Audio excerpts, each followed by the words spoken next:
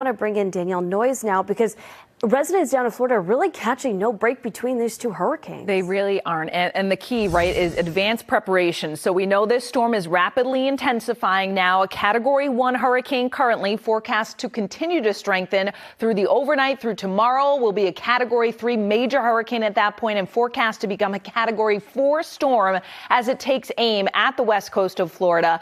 Obviously, landfall would likely happen sometime Wednesday afternoon to evening, but even far offshore, we get impacts obviously that are felt earlier than that. Category 3, big cone of uncertainty still, but nonetheless, all the way from Naples stretching back up south of Cross City in this, Tampa, Fort Myers as well. This is going to cut right through central Florida and then emerge off the east coast as we head into Thursday morning and afternoon, weakening at that point. So this is not a scenario like Helene where it goes into the southeastern United States, but the entire state of Florida and then extending into southern Georgia and even the coastline of South Carolina will have impacts. It will continue to move off to the east after that. So tropical storm force winds, and we talk about this anytime we have a hurricane, you know, they extend several hundred miles outside of the storm center. So that's why even as early as overnight Tuesday into Wednesday, we'll start to see some tropical storm force winds. These will expand across the entire state of Florida, particularly for the orange and yellow shaded areas through the day on Wednesday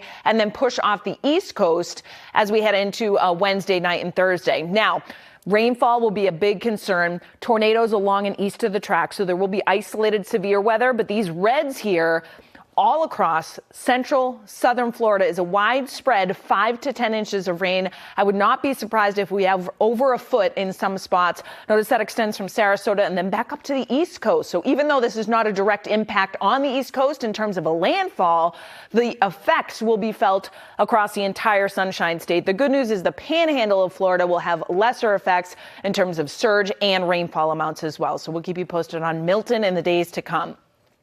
Our weather here at home has been quiet this week, and we're in the 50s, 57 in Boston, lower 60s out there right now. Just a pleasant evening, fantastic. But we have changes on the way. Actually, just minutes ago, severe thunderstorm watch box was issued. This is a cold front. You can see it on the map.